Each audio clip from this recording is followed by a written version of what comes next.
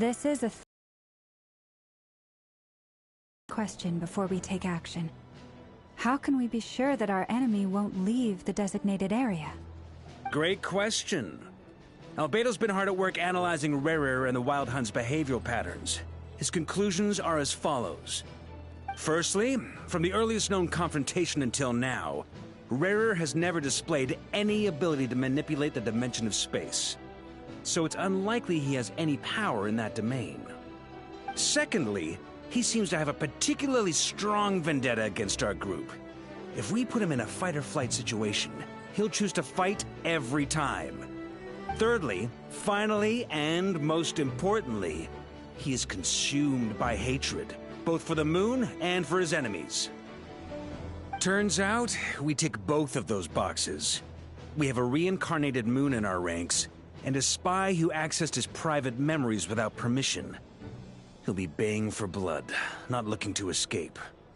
As someone who's had their fair share of interactions with the Wild Hunt, those all seem like valid observations to me.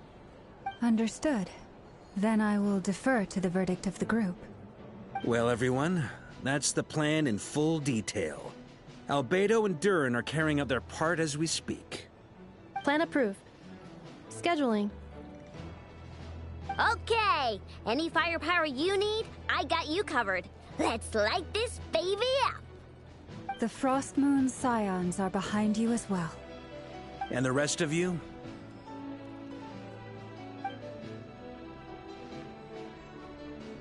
No objections? All right, then it's settled. This is the plan we're going with. Next up, an old tradition of mine. Anyone who wants to back out, now's your chance. Wait, we can still back out of this? Everyone says things they regret, right? I don't want anyone feeling trapped because their mouth said yes before their brain had time to think things through. A very people-first approach. I hear that's common practice in the Knights of Favonius. Heh. Who'd you hear it from? D-Luke? Shh. We don't use people's real names at work. This contact will be known only as Owl, please and thank you. This plan can only work if everyone does their part. Flint's and I will absolutely support it. We shall indeed. You'll be glad you accepted our help. Also, you are the last person I expected to see here, Miss Dory. It's not often I get called Dory in a work context.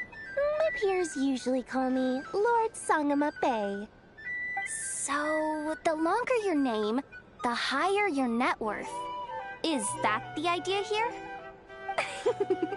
In that case, Mr. Flint's here must be worth a fortune. That's right, I know your full name. It's... The walls are thin here. I'd appreciate you keeping that a secret. Okay, fine. I'm actually only here as a favor for someone else. Do you have any idea how much it would cost to hire me otherwise? Oh, does this mean someone out there actually has the power to boss Dory around? It most certainly does not. We have a long-standing and mutually beneficial business partnership. She's actually the mom of a friend of yours. Said mom supplied me with a great little trinket, but now that lady's ruined everything. If I don't start building a little goodwill now, my whole business in Notcry is gonna go down the drain! Okay. So what exactly is so special about this pendant? It's a lucky charm that a great mage made for me. We have a business relationship, and she was worried that something bad might happen to me. So, she wanted me to have something that can store power to protect myself with. I finally got it all fully charged up with Kovaki, and then never went and used it all up at once! Never lost so big in my life! You're right. It was all my fault. I didn't mean to drain all the Kuvaki in the pendant, but I'll make it up to you. You will? Well, in that case, how about you give me your chess set, and we call it even? I knew you'd say that. Well, it's yours if you want it. In fact, take it now, and I'll even throw in a free Raker of Solnari. Deal? You're putting me in a difficult position here. It's a very useful thing to have around, but I have a funny feeling it won't be around much longer. I guess we'll see in a couple of days. Looks like bankruptcy for me. Hey, don't be so pessimistic. See this through and you never know. You might find a new business opportunity on the other side.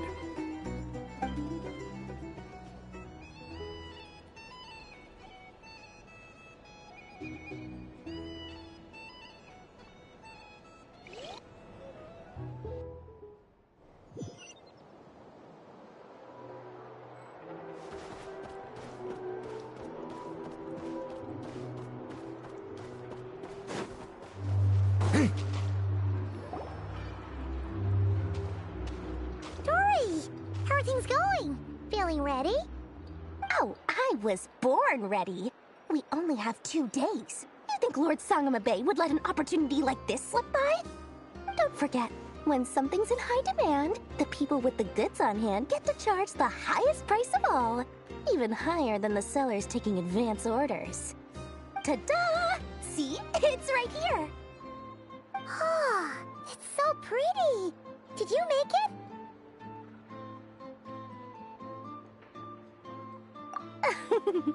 No, I have a supplier.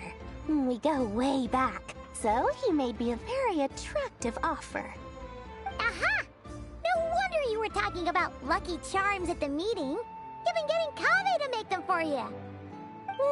That's not the full story. It actually started a while back as a project between me and the Dendro Archon. Mage Alice once warned me that this world won't stay safe forever. There may come a day when everyone faces a great crisis. I passed this on to the Dendro Archon, and she secretly brought together a research team made up of Sumeru's top scholars to invent a technology that could keep people safe. I won't go into the details because it's all very complicated, but if you want to know more, you can ask the Dendro Archon about it sometime. Anyway, point being, it was the Dendro Archon who asked Kave to build this little contraption. As one of the top Kasharawar talents, he was the obvious choice. Took him long enough. He stressed over it for ages. Must have gone through at least a dozen designs before producing a final product. But that's Kave for you. Marak delivered it to me a couple of days ago, along with a letter from Kave. Could I ask why I'm sending this technology to you? And what's your proposed use case? Has it been approved by the relevant authorities? So nosy. My fault for sending him the research permit to begin with. Surely Nahida must have told him you were involved in this project. He was probably just nervous because you're always so secretive about your business. Could be, could be. Anyway, I just replied, let's hope there never has to be a use case, because it would involve grave danger. Fair enough. But it sounds like he was just being cautious. He probably felt responsible as the one who made it. Or maybe he was asking as a favor for his housemate. He's done that before. Not sure why, though. His housemate doesn't seem to really care that much about this kind of stuff. Either way, all's well that ends well. I'm just glad to finally have my hands on the product. I wouldn't want to be without it, given the potential dangers that lie ahead. Huh? What does that look mean? Paimon's just super surprised. This must be the first time we've ever seen you actually get serious about something. Well, a long time ago, I made a promise to myself. I promised that I was gonna live every day of my life with a big beaming smile. Obviously, Mora plays a big part in that. But there are always gonna be times in life when you have to give something back. That could mean paying back a debt, returning a favor, or showing some kindness. Alice has been a huge help to me over the years. She was the first investor I ever had. And I want my investors to know that Lord Sangamabe is the best in the business. And more than that, no one knows what the future will bring. Whatever happens, I want to make sure the Dendro Archon and all of Sumeru is prepared to face whatever comes.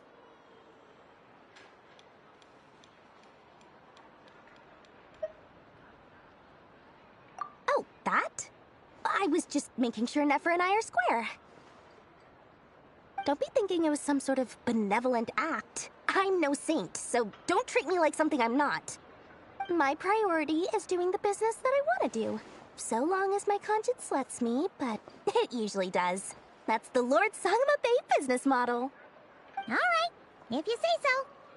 I do say so, and that's the whole point. I'm a businesswoman. Don't go trying to figure out what kind of person I am. You'll exhaust yourself.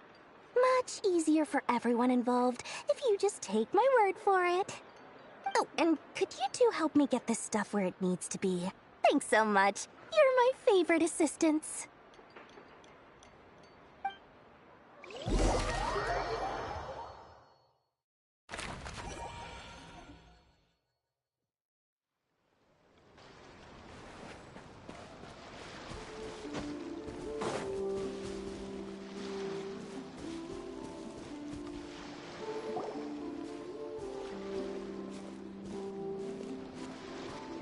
Traveler, Paimon, it's good to see you.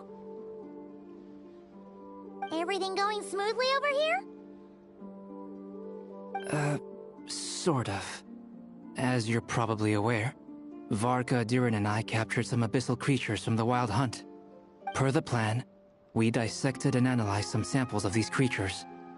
The process went very smoothly. The findings, however, come with some troubling implications. What? You can actually dissect the Wild Hunt? That depends on your definition of Wild Hunt and dissection. Harmless, lifeless. These words are accurate descriptions. The Wild Hunt is an interesting phenomenon. In and of itself, it doesn't seem to possess anything akin to a human personality. But taken as a collective, the medium through which the Wild Hunt is summoned does appear to have a soul. Master griped a lot about the wise Horoptatir, and seemed somewhat fascinated with the foul Certology. But she barely mentioned Rerir at all. I don't think that was because of his lower social standing, though. Anyway, it's a pity. I should like to hear her thoughts on the nature of the lifeform he has become today. It's a strange mix. The furious energy of an abyssal being channeled through a fractured physical existence. A consequence of being torn apart by an unknown power. Perhaps the only explanation for his survival in this state is that he sacrificed a degree of individuality in exchange for a continued existence. Oh, sorry. Once I get talking about interesting research, I have a tendency to go on indefinitely. Back to our research findings. Essentially, they confirm my hypothesis. Rerir's corpse is completely contaminated by the Abyss, and the effects are irreversible. You could think of this as Rerir in mutated form. But in my view, even that would be inaccurate. In reality, his whole being has been consumed by the Abyss. In other words, he is now nothing more than a manifestation of abyssal power. Unfortunately, at present, we have no means of completely eradicating abyssal power. Hence, we cannot fundamentally destroy the Reir of Solnari either. Oh, that's terrible news! So, that's it? We can't defeat him? Not even if we get the power of the Three Moons? Miss Columbina's situation is a difficult one. She can never achieve wholeness when the world does not accept her presence. It's as if her creator banished her to a place she can never be accepted. It means she spends most of her energy just on her own survival. Given the circumstances, it's only natural to despair. But we must see this plan through to the end. Time to kick off the backup plan. Oh, Paimon almost forgot! This is for you. Dory asked us to bring it. Ah, how wonderful. Well, thank you for making the trip. Durin and I will be heading off shortly. I'm sorry I won't be there to protect you in person this time. Please be careful. All right then. Stay safe.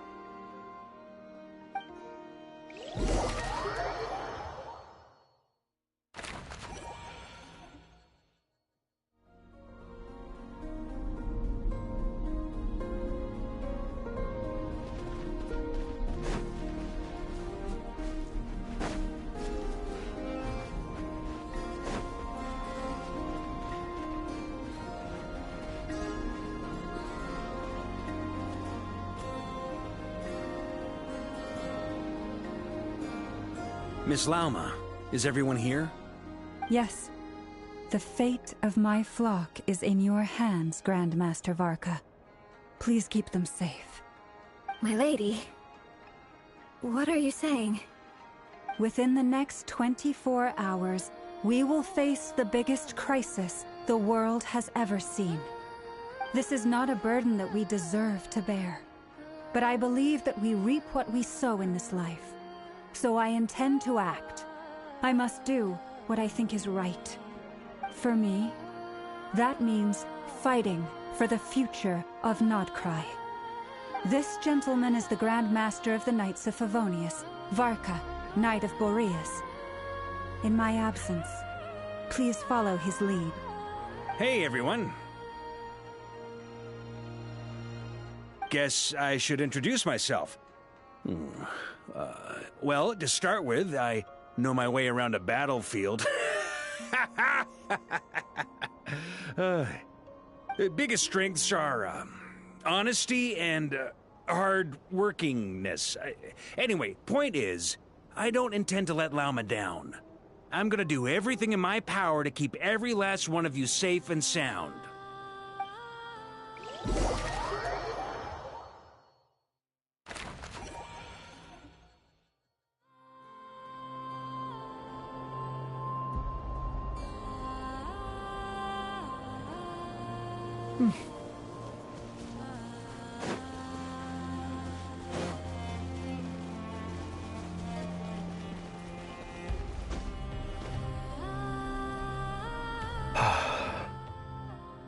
Something on your mind?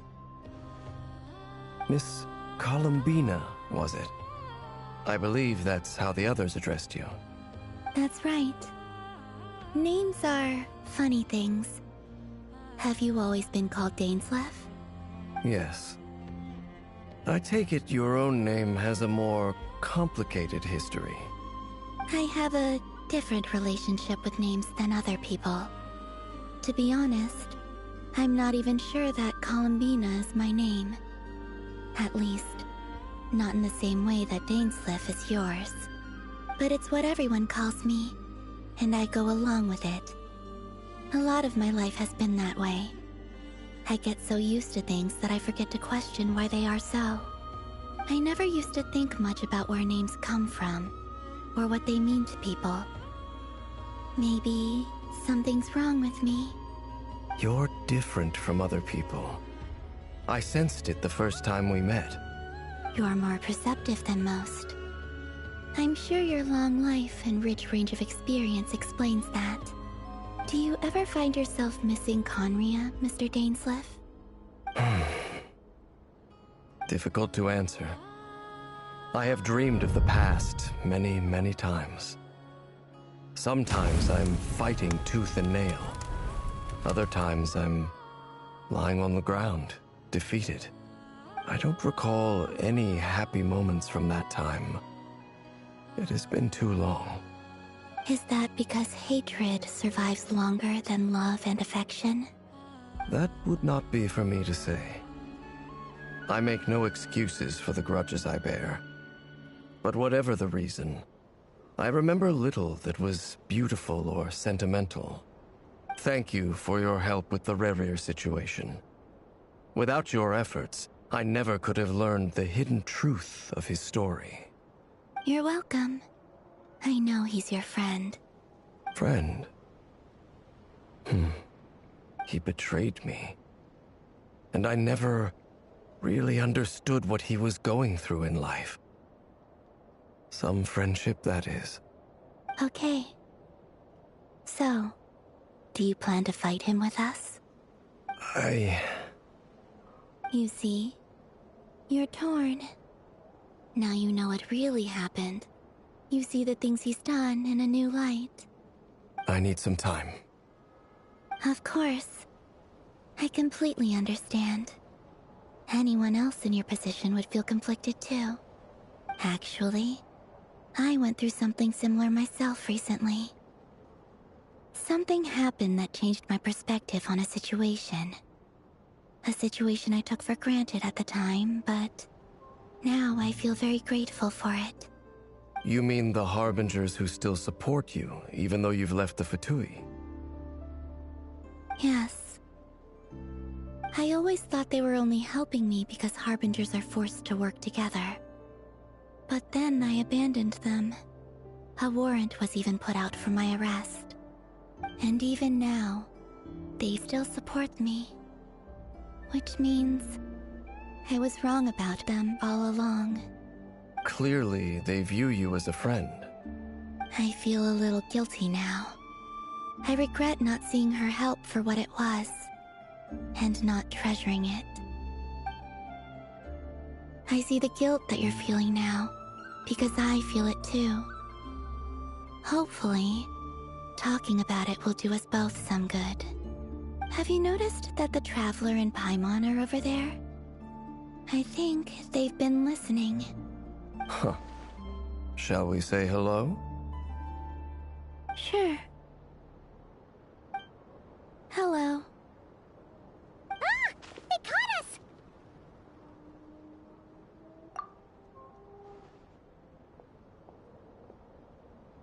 I apologize for making you worry. No doubt you wish to know where I stand on the plan to take down the Recher of Solnari. I'm afraid I need a little time, but I will seriously consider joining you. You will? Oh, thank you so much! Everyone will be so grateful to hear that! They needn't be. This was something that I was going to have to face up to eventually. That doesn't matter to them.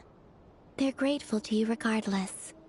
You can't control their gratitude, so just accept it. And then, have a think about whether you're willing to join us.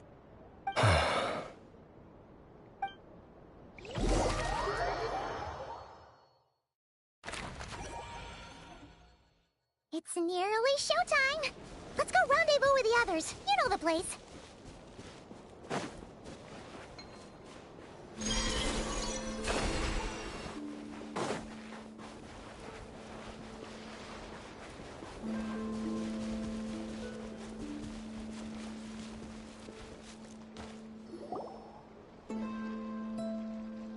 Ah, you're earlier than I expected. Hey, Flint's! Been waiting here long? Not too long. I came a little early so I'd have some time to think. Are you nervous about the battle? Quite the opposite. I'm reminiscing on my past battles. When I was awakened by the Ratniki, I had not touched a weapon in many years. I felt like the battlefield was not where I belonged. But after waging war against the Wild Hunt for so long, I came to realize something. A life of absolute peace is simply not a possibility for me.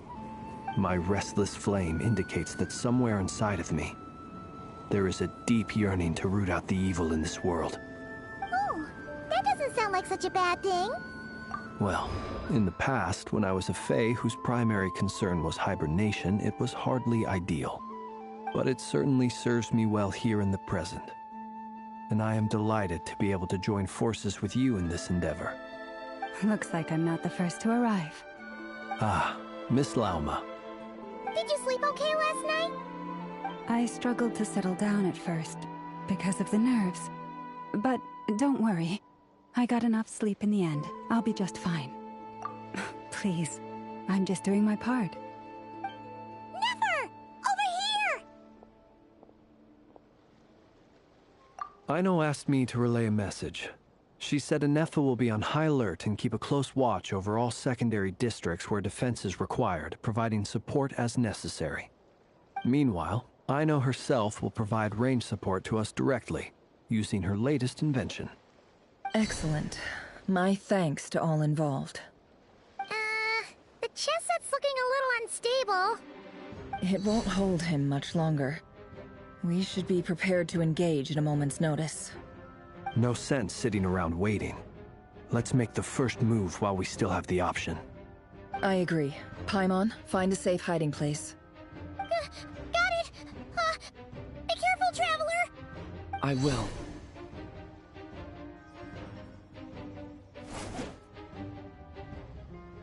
Everyone, take your positions as soon as the battle starts.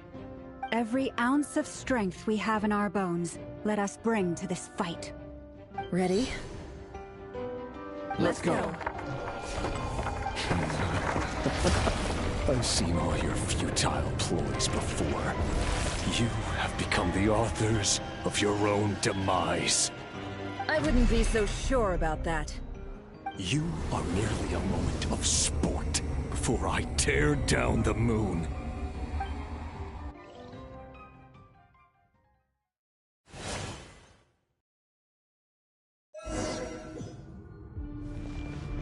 Stay on your toes. Let me help you guys. Big this!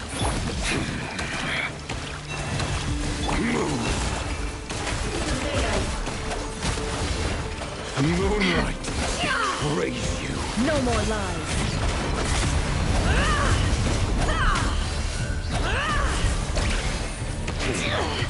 Hunt him down. Poor lost land. Be silent. Observe. Close your eyes. To dust. The moonlight. It's all a few to hunt him down. By the frost moon of old. Leave this place. Stay your hand. The mystery unravels. Can't hide the truth.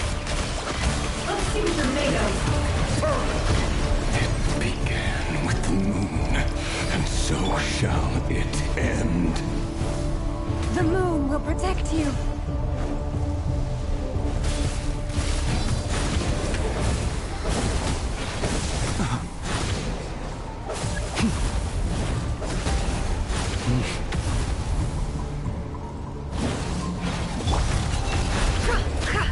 You poor lost lamb. Do you see now? No more lies. From here, when will it be as you foretold?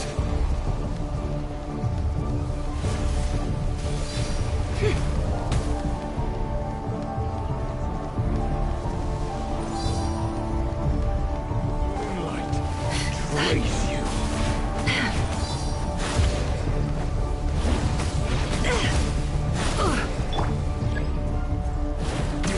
Spirit is not welcome here.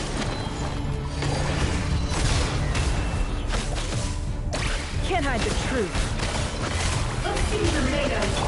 With one heart, we pray. Forest? Absurd. Observe. The long sleep beckons. Be silent. Are you quite finished? It all adds up. Pathetic!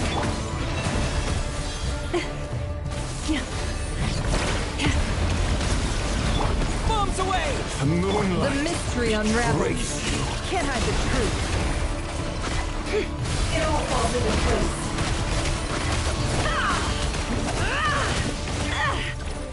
Observe. Close your eyes. Night falls. Be silent. It's all futile. Hunt him down. Keep your distance. Observe. Close your eyes. To dust. Observe. Are you quite finished? Fear the dark. For the everlasting forest, leave this place. Be silent. Close your eyes. Futile. Steady now. No more lies. Can't hide the truth. Shameful. Your little game of heroics is over. Who wants to go first? The moonlight betrays you. No. Get out of my sight! No! We've been separated! What will it take? You okay? Never! Where are the others? Stuck outside the barrier. I guess he really doesn't miss us.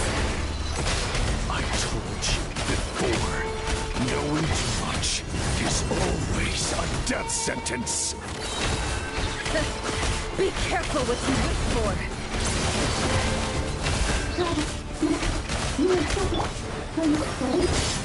Grandma! Can you hear me? Hold on, where? Silence. The voices are gone. But at least I know they're still there. I need to focus. Stick to the plan. Remember my most important task. Just keep stalling him. If I can stall him for long enough, the moment will come. It all falls into place.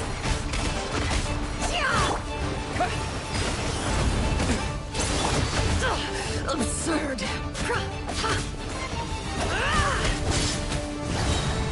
Seek within. No more lies. Bombs away! Go!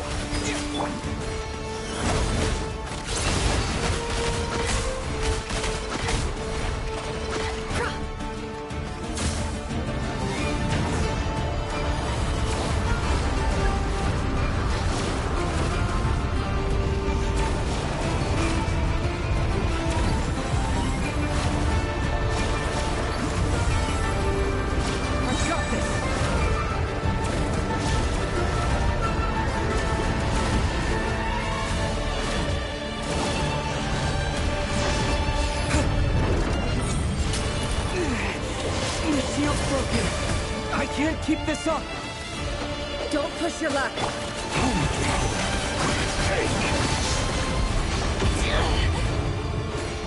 Can't hide the truth.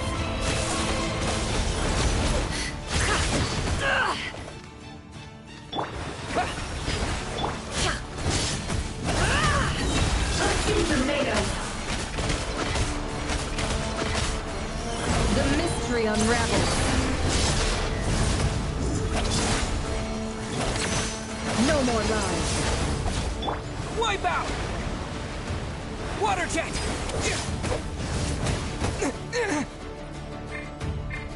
Can't hide the truth. It all falls into place. Seek within.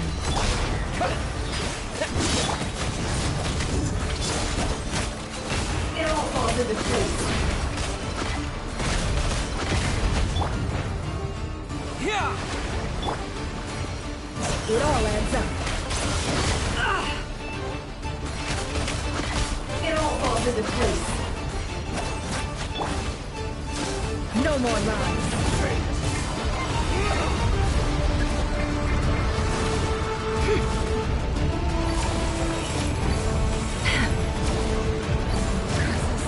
There's no other way.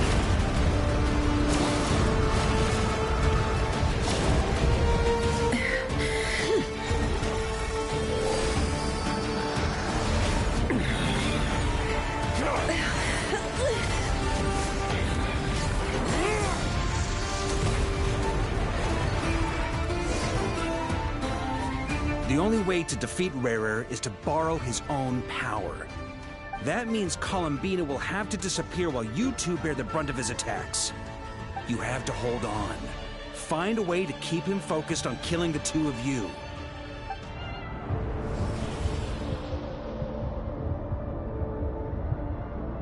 Nefer, your eyes are bleeding.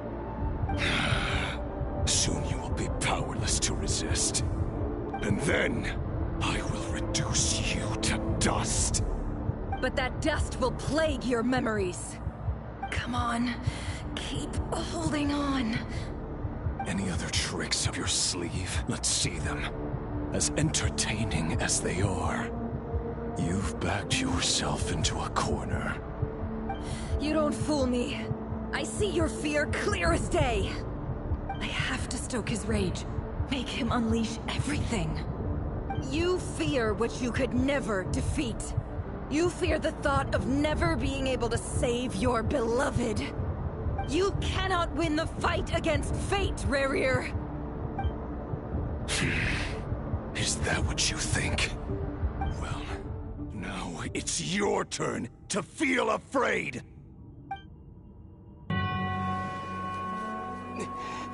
You fear the sound of your own name? Is it us you hate? Or is it what you've become? Let's see what becomes of you!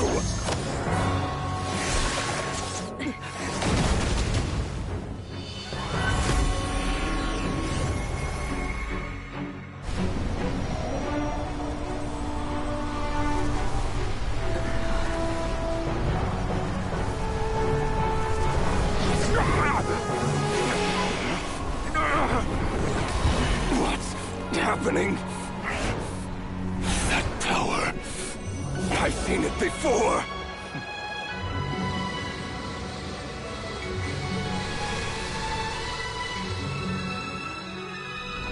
His power is on another level. We'll need to use an alchemical array to convert his power into a usable form. Then quickly channel it into Columbina, rendering her powerful enough to compete with him.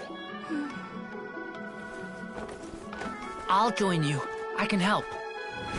If I release enough abyssal energy into a confined space, it'll create a potential difference, allowing us to extract a huge amount of elemental energy. Next, I'll synchronize with everyone's minds using Pyro, then give you temporary access to their abilities and fields of view. But it won't last long. Can you see? Well enough. So, we have a student of Gold Rhine-Daughter in our midst. How about that?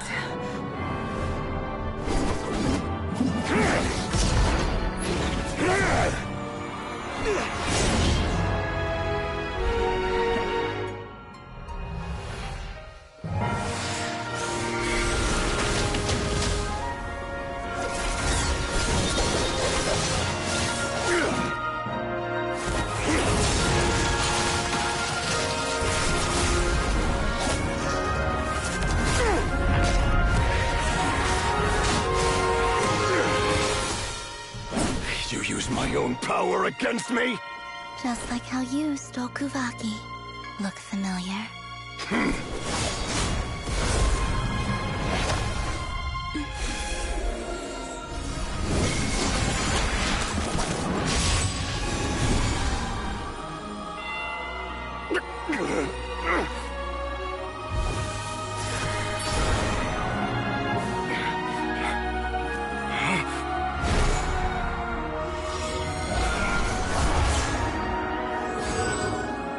Don't you realize? You don't have the power to hold that gate open. I don't, but someone else does.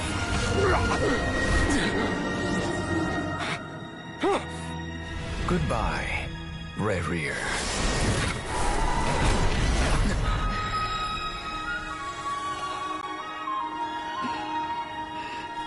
We won.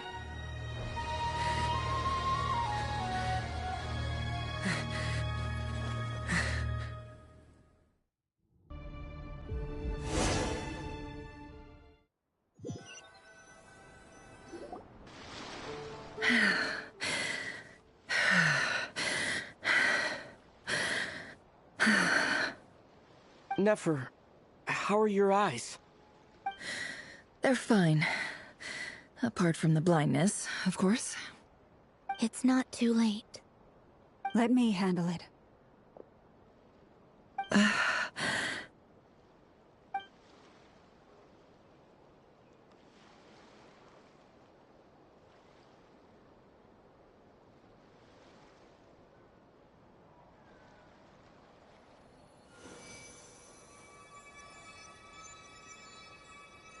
Miss Nefer, it's not like you to lose your composure. That was the most reckless thing I've ever seen you do. Reckless how? The situation was critical. Our lives were at stake. We had to do something. Even so. Okay. I guess you're right. Under the circumstances, it was a wise decision. You traded your eyes for an incredible victory. In business terms, I suppose that's a huge return on investment. I'd be hard-pressed to argue otherwise. Still, I don't like this outcome, and I don't want you to lose your sight for good. They shouldn't have to make. Whether that means faith, strength, or in this case, your ability to even see. I had hoped you could win without sacrificing so much as a single hair on your head. Thank you. Really.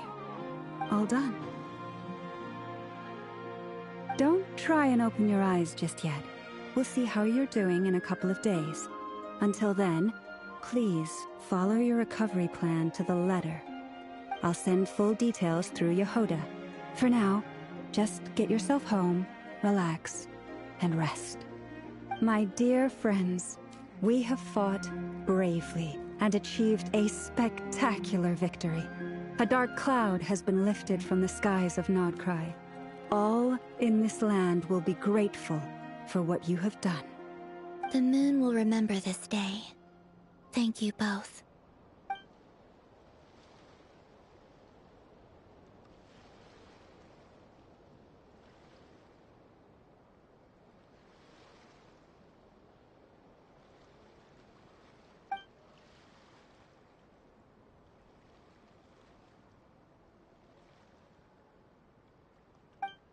There's something I want to let you know. What is it? When Durin connected everyone's minds so I could access their powers, I also felt everything they felt. And since Nefer's eyes were injured, my eyes are hurting now too. Huh. Hold on. Let me try. I only feel the pain. There's no actual damage. I just thought I should tell you.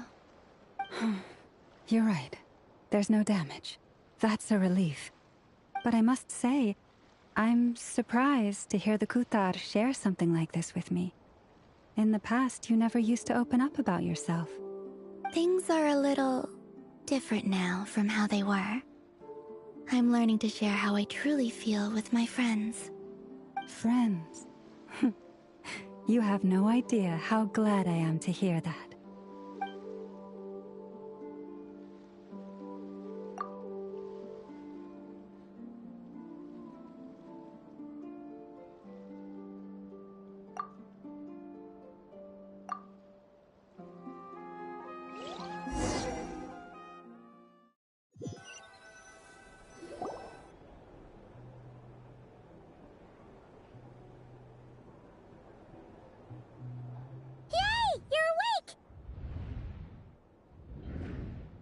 How are you feeling?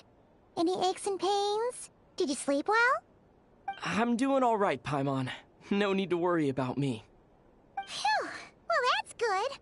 Paimon's been sitting on the edge of the bed worrying about you for ages. You slept a whole day and night. Poor Paimon had to eat all by her lonesome. Glad to hear you didn't starve. How was the food? Well, it wasn't the same without you there to share it. Honestly, Paimon just can't relax when you're not your usual self. She couldn't enjoy the food and settle down to sleep. Well, I'm back to normal now. Oh yeah, and Albedo swung by earlier. He said to tell you to head to the tavern when you woke up. Varker and the others are organizing a victory feast and they want to celebrate with you. He also dropped off some medical supplies, but you seem fit as a fiddle, so guess you won't be needing those. If you're feeling up to it, let's head over now. Wouldn't want to keep them waiting.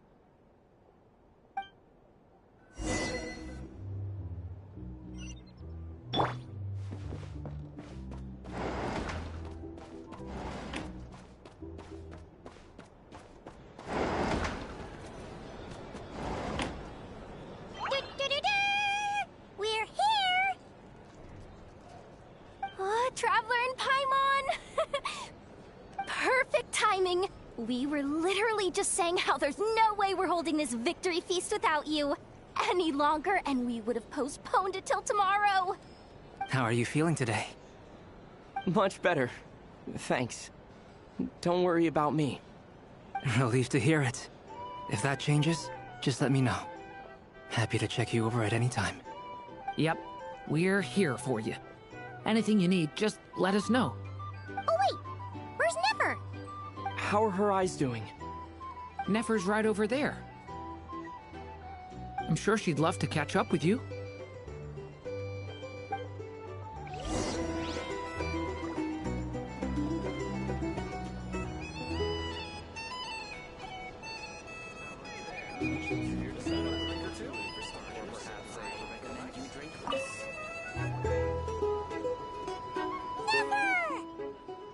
Traveler, Paimon, are you recovering well? Turns out that moon chanter has some real talent after all. My eyes were mostly recovered after just a couple days rest. I can actually open them again now. Yeah, but you gotta be careful. Lauma says not to strain your eyes while they're still healing. Yes, thank you. I'm well aware.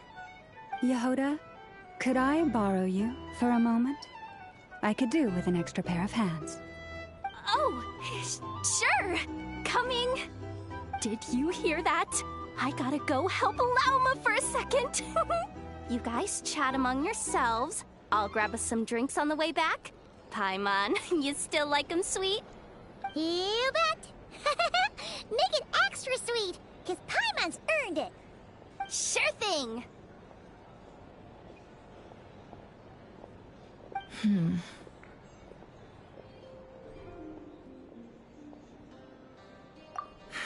The Raker of Solnari. Kind of a snake, don't you think?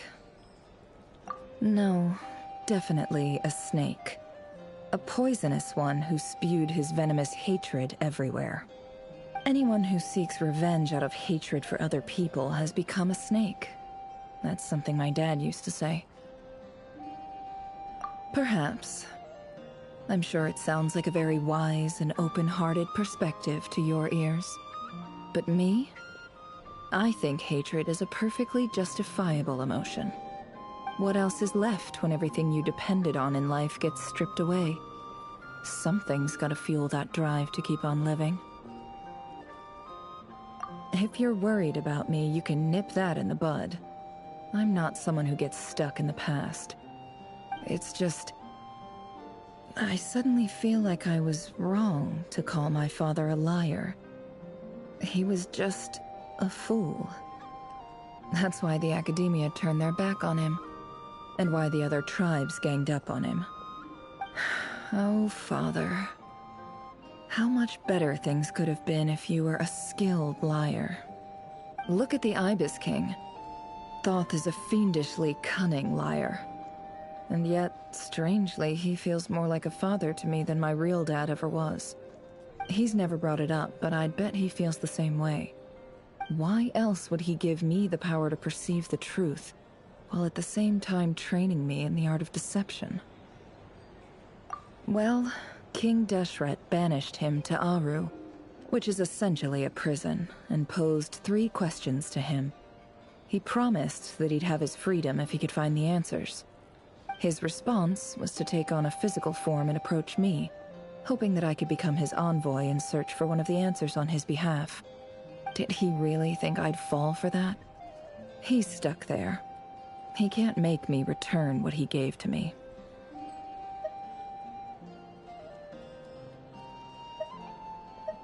So that's enough for you to decide he's nice, is it? He's a prisoner, and he was scared. So he decided to perform some good deeds to win people's approval. He lives in fear because he's a deceiver. How is Rerir any different? You can't work as a spy your whole life and expect a happy ending. It's preposterous. Yet I can't say I don't understand it. Liars live in the darkness of their own making, but it's still human nature to want to go on living. They say that a liar's soul is the most worthless thing in the world. What do you think? Oh, really? Well, it takes a very kind person to find compassion even for liars. If you ask me, the soul of a liar really is worth nothing. Because all they care about is themselves. For example, when something good falls into my lap, I don't go sharing the news around. Stops other people trying to steal it from me.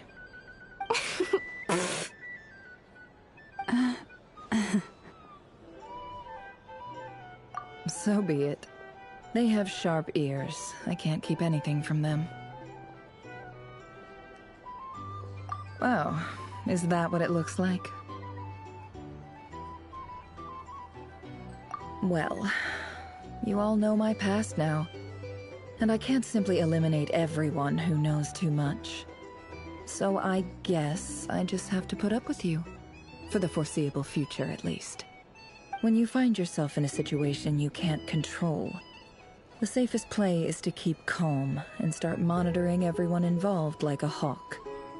In the intelligence world, you need to have a sense of perspective and play your hand accordingly.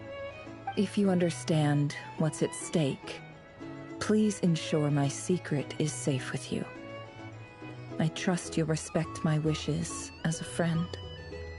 But don't forget, I will also be watching you like a hawk. Very good. Oh wait! Now that the panic's over and we've all calmed down, Paimon suddenly remembered something.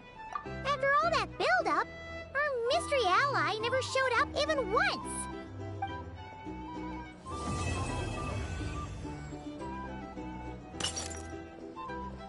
Huh? Am I imagining things?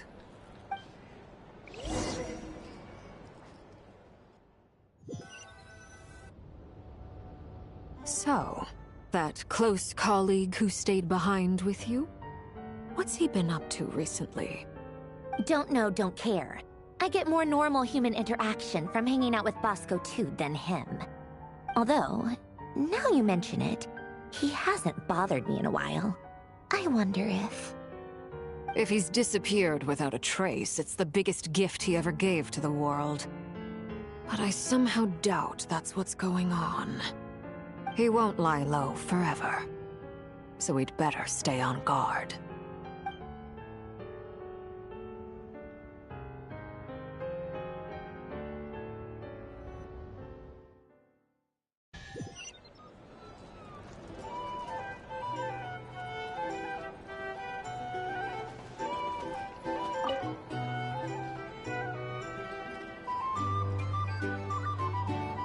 Ah, Lord Sangama Bay.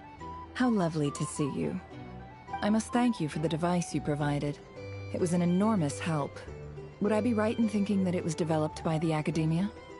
Why come and ask me when you clearly know already? I mostly came to thank you. That's more like it. A little gratitude goes a long way with Lord Sangama Bay. Play your cards right, and you might even stand a chance of becoming my long-term supplier. The chance to work with such a kind and charitable investor as yourself would be a great honor for the Curatorium. Huh? Charitable? Who said anything about charity? First time hearing about it. Let's see. The first plot of land you purchased in Nodcry, your desert interests, and... Stop! What do you think you're doing? Exposing my investment history! It's nothing to hide from. They're all perfectly legitimate investments. And some of the land you purchased was with the intent of building a sanctuary? Yes, I heard about that too. How did you... You're a curious case, Lord Sangama Bay. You don't like people finding out about your good deeds, do you? But I'm afraid no matter how hard you try to keep things under wraps, where there's a will, there's a way. You did it for Sumeru, didn't you? It was empty land that was gonna go to waste otherwise.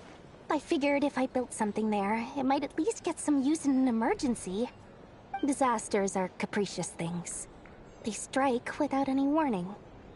I've lost family to a disaster before, and I don't want to lose any friends or business partners if I can help it. My elder sister used to dream of finding a sanctuary. Somewhere with plenty of food, water, and medicine. Where everyone could live happy lives. It was something I looked into, but after discussing things with the Dendro Archon, I decided on a more effective strategy. The tech people handled the tech, and Moneybags provided the Mora. It just made the most sense. It's a pity that so few people know the truth about you. Everyone says that you view everything in terms of Mora, and all you care about is growing your own wealth.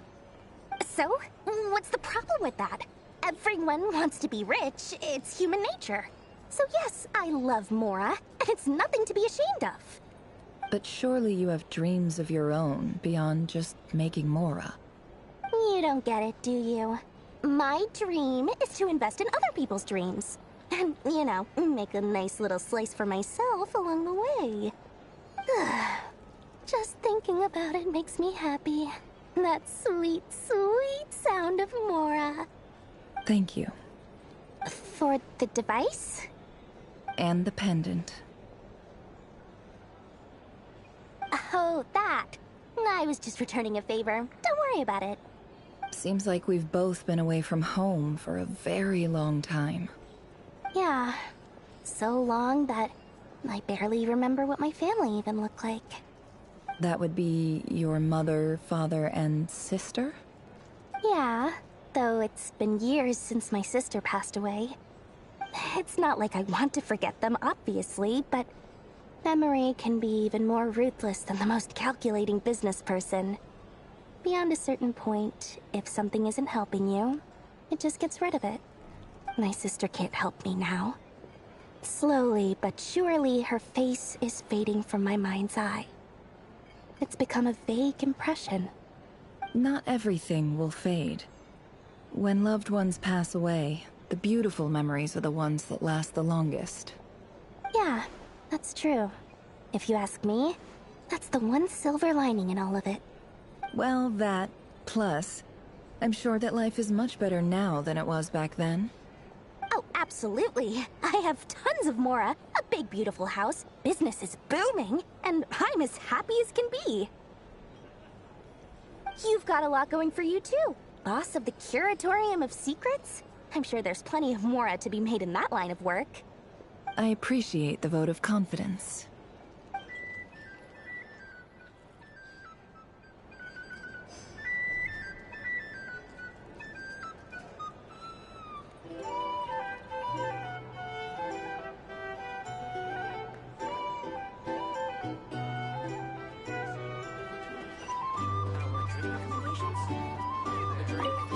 Or some information? How have you been holding up? Any adverse reactions? If you start to take a turn for the worse, make sure you tell me right away. You don't need to worry about me, Grandmaster. I'm fine. I mean, I barely did anything, so... What? You're too humble, young man. You played an indispensable role in the battle for Nodcry. We can't thank you enough for your support. Sometimes, when people praise you, it's because you deserve it. The best thing is to accept it calmly and with grace. It's important to learn how to respond to words of admiration. Let's do a quick demonstration. Albedo, that was an incredible feat of alchemy. The pressure was on, but you worked flawlessly at lightning speed to get the job done. Thank you. I can't take all the credit, though. Durin played a big part in forming the alchemical array. See? Did you catch that? A masterclass in how to take a compliment. Okay, yeah. I did work pretty hard to help prepare for the battle. No point denying that. Hey, you guys! Hey, look who's bounced back. Looking good, Traveler. Seems like you've recovered. You won't need to take any more medication. Can I get you a drink? Huh? You know how to order at a bar now? You've sure learned a lot recently. Handling a drinks order is ridiculously simple compared to alchemy. Don't worry, I'll blend into society yet. Paimon believes it. You're clearly a fast learner, just like your brother. To be totally honest, though, Paimon didn't quite follow all the details when you first explained the plan to us. Don't worry, that's completely understandable. Unless you're a student of alchemy, it's hard to grasp the principle and how the process works. To put it in the simplest terms, we saw how our enemy stole the power of Kuvaki. And that gave us the idea of stealing his power to turn it against him. When facing an enemy you have no hope of defeating, it's best not to engage them in battle. So, instead of looking for a way to overpower him, we decided to help Columbina get strong enough to at least stand up to him in a fight. For this to work, we had to analyze his modes of attack, confirm who his main target was, and make sure that he wouldn't go beyond the range of the alchemical array. For added security, we prepared a total of 4 arrays.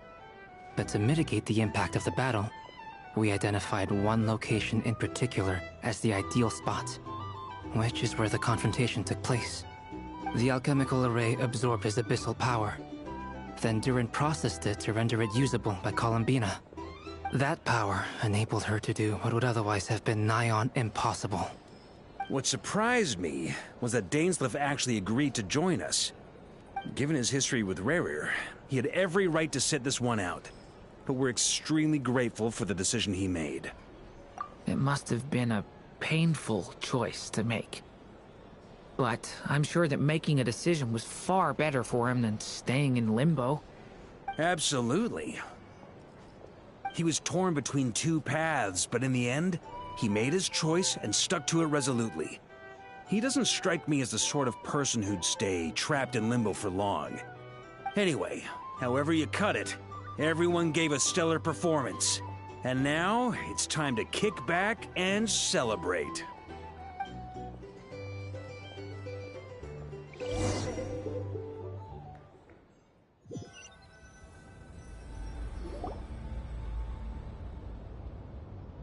That's the only reason you're here. Yes. I've thought a lot about it.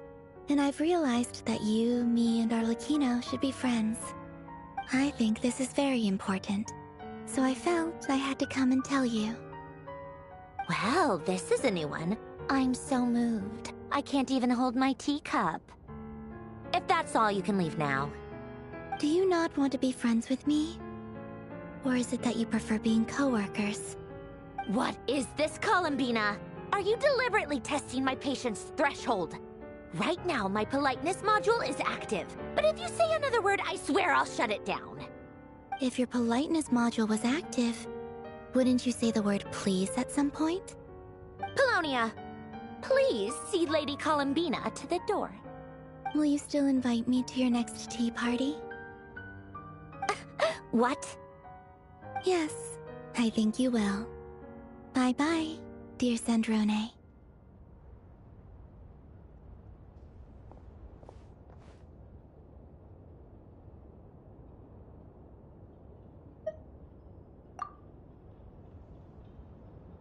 Last time, the Wild Hunt escorted you out.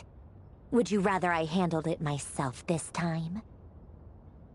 We just wanted to, see how you were doing now that it's all over. Why? Out of concern for my safety? I hope you didn't seriously think that the Rayhir of Silnari would be able to lay so much as a finger upon me, given how prepared I was. Mostly because you kind of helped us out, so we just wanted to check you were okay. Looks like Oh, don't you worry about that. Tea time is already a write-off. The visitor before you managed to kill my appetite. If you're in the mood for tea, go ahead and help yourself. Otherwise, it's going to waste. My coasters are still missing in action, though. Use this notebook instead. Whoa! Pretty hefty notebook. Look at all those calculations. You can ignore those. They're just dumb scribblings. I doodle and write in my free time. Sometimes I remember the distant, dreamlike past. Sometimes I imagine the far-flung future. And other times, I grit my teeth and note down all the crazy nonsense going on in the present. Some people do the crosswords in the newspaper. This is my equivalent of that. Trying to predict the future is like daydreaming. And writing about the present just makes me furious. The past is my favorite. If nothing else, it's already set in stone, so I don't have to rack my brains trying to figure it all out. Huh. Although, having said that, the only vaguely interesting memory in my past is probably that guy they call Lord Artificer. Who else? Pretty much all the mecha in Fontaine are his personal handiwork. Wait, are you saying you know him? Like, personally? As a friend? I mean, I guess we were friendly enough. Yep. In fact, I'm probably the only normal person left who knew him at all. We used to chat occasionally back when he was still around. Before he passed away, he asked me to destroy all his manuscripts. I honored his request, but I did read through everything first before destroying them. I mean, I couldn't let the genius of Lord Artificer Alain Guillotin disappear like that. Would have been such a waste. So, that's where the formula's in your notebook are from? I just told you. Those are my equivalent of crossword puzzles. They're just dumb formulas that I solve for fun when I'm bored. Alain's work was like epic poetry. The formulas in my notebook are just silly little riddles in comparison. Not that there's anything bad about them. I mean, at least, solving those riddles isn't going to hurt anyone. Except me, 'cause I lose a few brain cells in the process. Anyway, while we're on the topic, I might as well tell you about what happened to him and his friends. Alain Guillotin had two close buddies, Renee and Jacob. They spent their childhood years together in the Nazissenkreuz Institute. They were all quite competitive, so there was some rivalry between them, but it was a friendly rivalry. But beneath the friendship and the rivalry ran something deeper, a sense of nostalgia for the past. Unfortunately, childhood would end. The prophecy would come true, the apocalypse would arrive, and the future would never be. A mad dream that would normally only capture the minds of lunatics began to take root in their hearts. A dream of saving the world. And if Renee and Alain had been people of lesser wits, that dream would probably have ended up as something for them to joke about in their older years. But alas, they were some of the sharpest minds around. They nurtured that dream with the full power of their intellect, and it grew into something that ate away at their souls. The first of them to fall under its spell was Renee. Against Alain's wishes, he persisted in experimenting on a mutual friend of theirs to try and save their life. Alain did not approve and parted ways with Renee. It's complicated. Alain wanted to believe that Renee only did what he did for the sake of their friendship. But when he told me about what happened, I could tell he still had some suspicions about Renee's motives. Perhaps the seed that would grow into a nightmare had already sprouted in Renee's mind. Even then, the next time they met, Renee's soul had been completely engulfed by the dream of salvation. His futile attempt to change the tide of fate only resulted in a wave that swallowed up the world, even before the apocalypse came. And although that wave died down eventually, I hear that it just recently came back with a vengeance. As I understand, Renee wanted to live out his dream of salvation once more. But I'm told that the attempted resurgence finally died out for good. At long last, Renee awoke from his deluded dream. Though of course by then it was far too late. What do you think of Renee? Do you admire his transcendent genius? His view that any price was worth paying to achieve the lofty goal of saving the world? Or do you despise him? Dismiss him as an evil madman who wrought havoc on the lives of everyone around him as he pursued his delusional dream? Same difference, really. Just a matter of perspective. What a cop-out. But I suspect you'd have a more incisive and insightful answer if we dug into it further.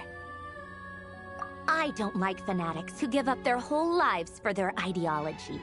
Nor do I like fools who let their delusions take control.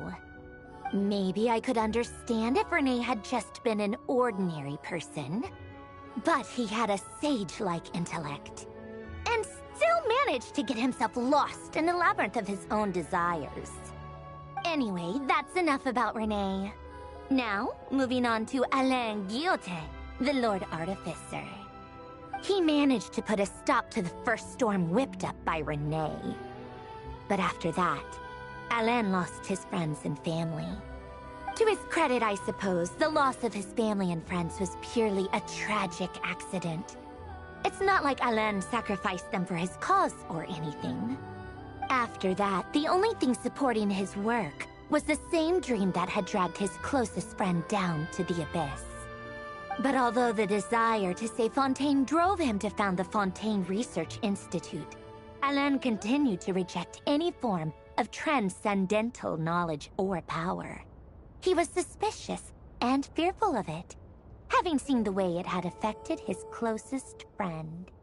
I think that formulas and machines derived solely from human intellect were the only thing that gave him a sense of spiritual comfort. Yet Alain's intellect left him space to breathe in his lifetime. Once he realized that the end of his life was approaching, he finally accepted the truth.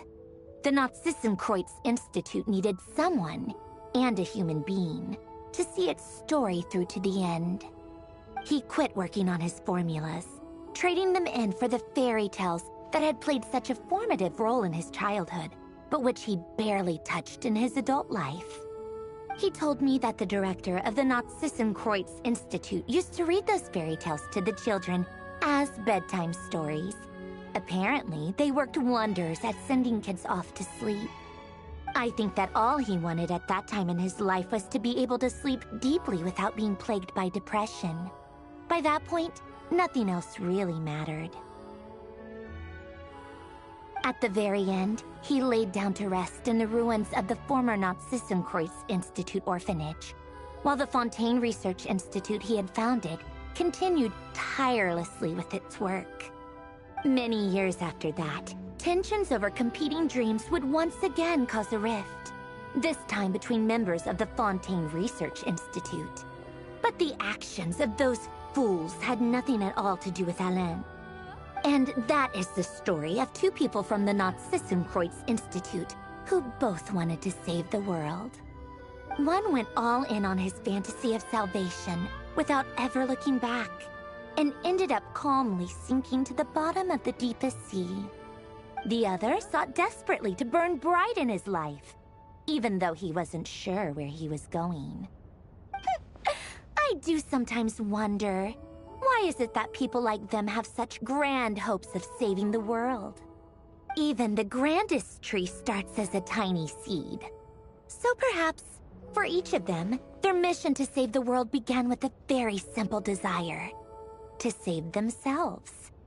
They were young children with friends and family who mattered to them, desires to explore the meaning of life, ambitions to have a successful career. They didn't want to see all of that taken away in one fell swoop. Or maybe they just wanted to find something to anchor themselves within the chaos, to stop them getting quietly swept away by the storms of life.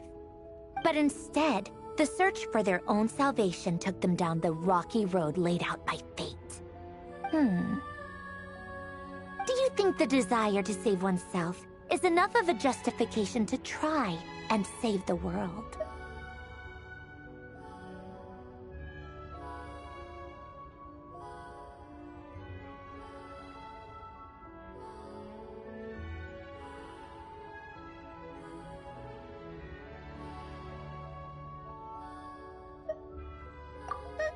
The way you said that sounded just like Alain. I asked him the same question back when he was in his prime, putting all of his energy into his work. He gave the exact same answer as you did. No elaboration, just a quick short answer before getting right back to his work. He was always that way. All right, tea time's over. I owe Arlecchino a favor for telling me these stories. I'll have to bring a whole sack of gifts the next time I visit the House of the Hearth. I'm gonna go tinker with Polonia now. You guys can do whatever you want, as long as it doesn't involve interrupting me. Polonia, exit hibernation mode. Begin diagnostics.